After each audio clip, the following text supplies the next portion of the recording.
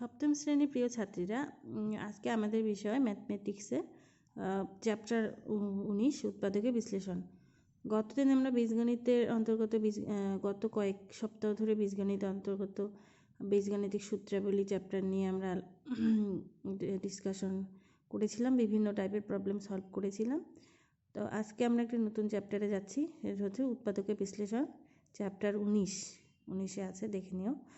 তো এই উৎপাদকের বিশ্লেষণের প্রবলেমে সলভে যাওয়ার আগে উৎপাদক বিশ্লেষণের পদ্ধতি আছে, কি কি সূত্র বা অভেদ ব্যবহার করে ওই উৎপাদকের বিশ্লেষণ এর প্রবলেমগুলো সলভ করতে হয় সেগুলো নিয়ে আমি একটু আগে আলোকপাত করব। একটু বই থেকে আমি সুন্দর করে বুঝিয়ে দেব, তোমরা একটু বুঝে নাও, তারপরে প্রবলেমগুলো আমরা পরে সলভ করব। ওকে, তো চলো। তো এখানে দেখো বলা আছে উৎপাদকের বিশ্লেষণে ব্যবহৃত অভেদগুলি হলো, কি কি অভেদ আমরা ব্যবহার করি। আমরা বীজগাণিতিক সূত্রাবলীতে কতগুলো সূত্র আমরা জেনেছি, সেই সূত্রগুলি এখানে দেয়া আছে। দেখো সবই আমাদের পরিচিত। a plus minus B whole square is equal to a square plus minus b 2ab plus minus 2ab plus B square. মানে এখানে দুটো সূত্র আছে, একটা হচ্ছে a plus B whole square is equal to a square plus 2b plus B square, আরেকটি হচ্ছে a minus B whole square is equal to a square minus 2ab plus B square. এখানে যদি প্লাস হয় সেক্ষেত্রে এখানে plus হবে, এখানে minus হলে সেক্ষেত্রে মাইনাস হবে। এই হবে, দুটি অভেদ এখানে একসঙ্গে দিয়ে দেওয়া আছে। তারপরটি হচ্ছে a প্লাস, তারপর অভেদটি আছে দেখো a plus B whole square, এটাও a plus B whole square. এখানে a plus B whole square সূত্রটি কীভাবে লেখা আছে অভেদটিকে, এখানে লেখা আছে a প্লাস বি,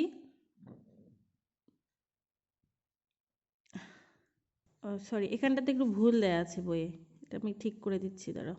তো চলো, তো এখানে হবে এ স্কোয়ার প্লাস বি স্কোয়ার। তো এ স্কোয়ার প্লাস বি স্কোয়ারকে আমরা কী লিখতে পারি, লিখতে পারি A plus B whole square.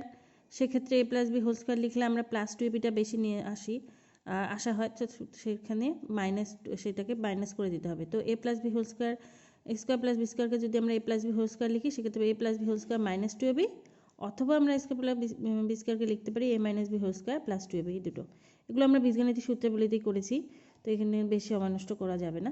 2 into A square plus B স্কোয়ারকে আমরা কি লিখতে পারি, A plus B whole square plus A minus B whole square. Okay, আর এ স্কোয়ার মাইনাস বি স্কোয়ারের সূত্র আমরা জানি A plus B into A minus B. 4ab সূত্র আমরা জানি A plus B whole square minus A minus B whole square, আর A B is equal to হলো A plus B by 2 whole square minus A minus B by 2 whole square. Okay, তো এই অভেদগুলোই আমরা ঘুরিয়ে ফিরিয়ে ব্যবহার করে এই চ্যাপ্টারের প্রবলেমগুলোতে আমাদের উৎপাদকের বিশ্লেষণ করতে আমাদের এই অভেদগুলোই ঘুরিয়ে ফিরিয়ে লাগবে। ওকে, তো কতগুলো পদ্ধতি আছে, 3-4টে পদ্ধতি আছে, সেগুলো দেখি কী কী পদ্ধতিতে আমাদের করতে হয় উৎপাদকের বিশ্লেষণ। প্রথম পদ্ধতি হলো যে প্রদত্ত রাশিমালার এমন একটি সর্বোচ্চ সাধারণ পদ নির্ণয় করতে হবে যা দিয়ে রাশিটির প্রতিটি পদ সম্পূর্ণরূপে বিভাজ্য হবে। ওই পদটি দিয়ে প্রদত্ত রাশিটির প্রতিটি পদ ভাগ করে বন্ধনীতে লিখতে হবে এবং বন্ধনীর আগে সাধারণ পদটি লিখতে হবে। যেমন এখানে উদাহরণ দিয়ে দেওয়া আছে, উদাহরণটা দেখলেই বুঝতে পারবে। 2mn plus 16n square. তো 2mnকে কী লেখা যায়, 1 into 2 into m into n, এভাবে ভাগ করে লেখা যায় উৎপাদক বিশ্লেষণ করে। প্লাস 16n স্কোয়ারকে কী লেখা যায়, 1 ইন্টু 2 ইন্টু 2 ইন্টু 2 ইন্টু 2, 2 দুগুণে 4, 4 দুগুণে 8, দুগুণে 16, তো ইন্টু n স্কোয়ার, তাহলে n ইন্টু n। এবার আমি সবথেকে বড় সাধারণ, আমার কাজ হবে সবথেকে বড় সাধারণ, একটি পদ নির্ণয় করা, যাতে সেই পদ দিয়ে এই দুটি রাশিকে ভাগ করলে পুরোপুরিভাবে বিভাজ্য হবে। তো এখানে দাগ দিয়ে দেখো 1 এখানেও আছে, 1 দাগ দিলাম, 2 আছে, 1 ইন্টু 2, 1 ইন্টু 2 দাগ দেওয়া আছে। আর কি কমন পাচ্ছি আমরা, এখানে n আছে, এখানেও n আছে, তো এখানে আরও n আছে কিন্তু এখানে আর n নেই, তো হবে না। এখানে m আছে, এখানে m নেই, হবে না। তো সুতরাং একটা n দাগ হবে। এবার যেগুলো নিচে দাগ দিলাম সেগুলো নিয়ে আসো, কত, 1 ইন্টু 2 ইন্টু n, তা সেই তিনটাকে গুণ করলে হচ্ছে 2n। তো 2n হচ্ছে এদের সর্বোচ্চ একটি পদ যা দিয়ে দুটিকে ভাগ করলে পুরোপুরি বিভাজ্য হবে। তো 2nটাকে আমরা কমন নিয়ে নিলাম, এটাকে কমন নেওয়া বলে। এবার 2n এখানে চলে গেলে এখানে কি পড়ে থাকে, সেখানে 2n চলে গেলে শুধু পড়ে থাকে m, প্লাস এখান থেকে যদি 2n চলে দেয় শুধু পড়ে থাকে কি, 2 দুগুণে 4 দুগুণে 8 ইন্টু n, তাহলে 8n। সুতরাং উৎপাদক বিশ্লেষণটা এখানে কি হলো, 2n into m plus 8n, এই টাইপের হলো। ওকে, বোঝা গেল। চলো দ্বিতীয় পদ্ধতিতে দেখি। তো দেখো দ্বিতীয় পদ্ধতিতে কি বলা আছে, যে প্রদত্ত রাশিমালার প্রতিটি পদকে এমনভাবে গ্রুপে ভাগ করা হবে যাতে প্রতিটি গ্রুপে একটি সাধারণ উৎপাদক থাকে। এরপর প্রতিটি গ্রুপে উৎপাদক বিশ্লেষণ করতে হবে এবং সাধারণ উৎপাদক বার করতে হবে। এর জন্য প্রদত্ত রাশিমালায় জোড় সংখ্যক পদ থাকতে হবে। তো এই পদ্ধতিটি কি, প্রদত্ত যে রাশিমালা দিয়ে দেবে সেখানে অবশ্যই জোড় সংখ্যক পদ থাকতে হবে, না হলে কিন্তু এই পদ্ধতি কাজে লাগানো যাবে না। এটা 1 নম্বরে মাথায় রাখবে। তারপর হচ্ছে গিয়ে সেই রাশিমালাগুলো পদগুলোকে এমনভাবে সাজাতে হবে যাতে একটা গ্রুপে গ্রুপে সাজাতে হবে যাতে করে প্রতিটি গ্রুপে একটি করে সাধারণ উৎপাদক থাকে। এবার ওই গ্রুপের উৎপাদক বিশ্লেষণ করতে হবে। তো আমরা দেখি, উদাহরণ দিয়ে দেখি। এখানে দিয়ে দেওয়া আছে m plus b n minus n minus b m. তো এম এন এম এন এভাবে যদি আমরা সাজাই, তো m a m minus a n এটাকে আমরা একসঙ্গে নিয়ে আসলাম, এটা একটা গ্রুপ করলাম, প্লাস বিএন মাইনাস বিএম এখানে একে একটা গ্রুপে রেখে দিলাম। ওকে, তো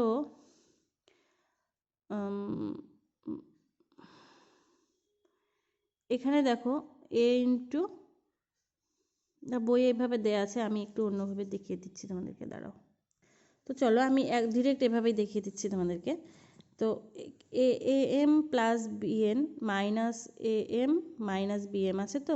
তো সেটাকে আমরা লিখতে পারি a m minus n minus b m plus b n, এভাবে সাজিয়ে নিলাম। এবারে এম এন করে সাজিয়ে নিলাম। এবার এখান থেকে দেখো কি কমন যায়, এই গ্রুপ থেকে, এই গ্রুপে বিশ্লেষণ করলে এখান থেকে কমন যাবে এ।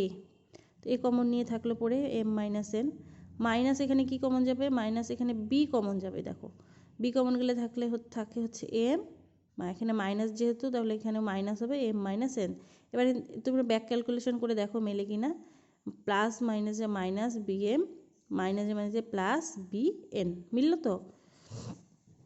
তো সুতরাং এবার এই দুটো থেকে কি কমন যাচ্ছে, এম মাইনাস এন কমন যাচ্ছে। তো এম মাইনাস এন কমন নিয়ে নাও, পড়ে থাকলো এ মাইনাস বি। তো এইভাবে, এই হচ্ছে দ্বিতীয় পদ্ধতিতে উৎপাদক বিশ্লেষণের নিয়ম। এবার চলো তৃতীয় পদ্ধতিতে কি বলা আছে, কোনো রাশিমালা দুটি রাশির বর্গের অন্তরূপে দেওয়া থাকলে আমরা A square minus B square is equal to A plus B into A minus B এই অভেদটিকে কাজে লাগিয়ে সেই রাশিমালাটিকে উৎপাদক বিশ্লেষণ করতে পারি। যেমন 25y square minus 16x square, এইটা দিয়ে দেওয়া আছে। আমরা এটাকে সুন্দর করে হোল স্কোয়ার করে নিলাম, এটাকে 5y whole square minus 4x whole square.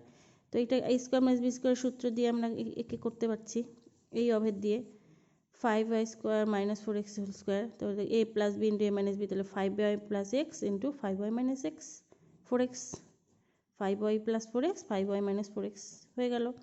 চতুর্থ পদ্ধতি কি বলা আছে, চতুর্থ পদ্ধতিতে বলা আছে কোনো কোনো রাশিমালাকে, তো চতুর্থ পদ্ধতিতে বলা আছে কোনো কোনো রাশিমালাকে দুটি বর্গের অন্তরূপের প্রকাশ না করা গেলে তার সঙ্গে কিছু যোগ বা বিয়োগ করে সেই এই A plus B square plus B square equal to A plus B whole square minus two B এই অভেদটি ব্যবহার করে তাকে দুটি বর্গের অন্তরূপের প্রকাশ করা যায় এবং পূর্বে বর্ণিত পদ্ধতি দিয়ে উৎপাদক বিশ্লেষণ করা যায়। যেমন এ টু দি পাওয়ার 4 প্লাস 4, তো আমরা এখানে এ স্কোয়ার হোল স্কোয়ার লিখতে পাচ্ছি, প্লাস এখানে হচ্ছে 2 স্কোয়ার, তো A square plus B square. এবার এ স্কোয়ার প্লাস বি স্কোয়ারকে আমরা এই সূত্রে ফেলি, A square plus 2 whole square minus 2ab মানে 2a স্কোয়ার ইন্টু 2, তো A square plus 2 whole square minus 4 square হলো। সুতরাং এটা হচ্ছে A square plus 2 whole square minus 4 square is equal to A square plus 2 whole square minus 2a whole square is equal to A square plus 2a into A square plus 2 minus 2a, A plus B into A minus B সূত্র। ওকে, তো এই ছিল আমাদের পদ্ধতিগুলো। তো আজ আমরা মোটামুটি পদ্ধতি আর কোন কোন অভেদ ব্যবহার করে আমরা উৎপাদক বিশ্লেষণ করব সেগুলো আমরা জেনে নিলাম। এখন আমরা কয়েকটি শর্ট প্রবলেম সলভ করব। তো চলো,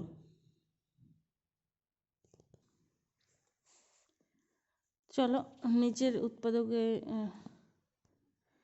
তো নিচের বীজগাণিতিক সংখ্যামালাগুলির উৎপাদকে বিশ্লেষণ করি। চ্যাপ্টার 19 উৎপাদক বিশ্লেষণের কোয়েশ্চেন নাম্বার 1-এ যে উৎপাদক বিশ্লেষণগুলো দেওয়া আছে আজকে ওগুলো আমরা একটু চোখ বুলে নিই।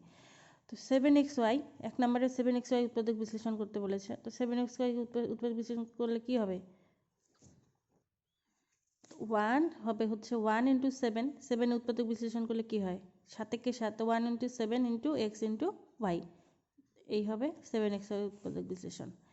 তারপরে দেখো 9x² এটাকে উৎপাদক বিশ্লেষণ করলে কি হয়, 9কে কী লেখা যাচ্ছে 3 3 9, আর একটা উৎপাদক হলো এখানে তোমার 1, তো সুতরাং কি হচ্ছে 1 × 3 × 3, তারপর এটাকে আমরা যদি ভাঙিয়ে লিখি উৎপাদক বিশ্লেষণে x × x এটা হলো x² × y।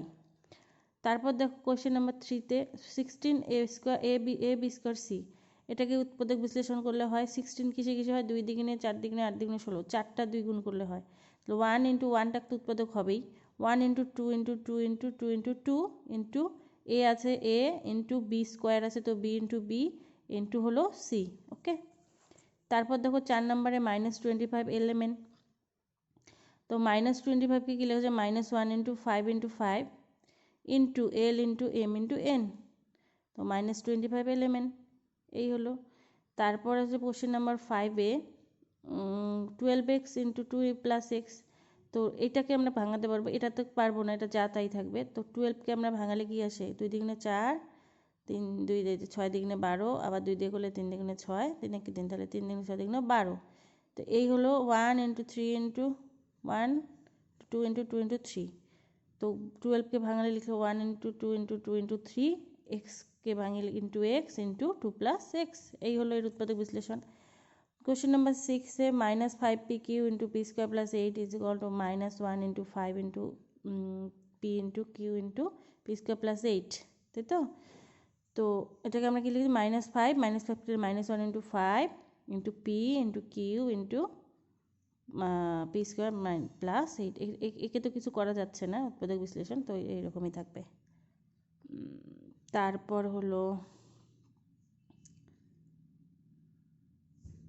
21xy² × 3x - 2, সেটাকে করলে হচ্ছে 1 × 3 × 7 3 7 21 into x into y into y into 3x - 2।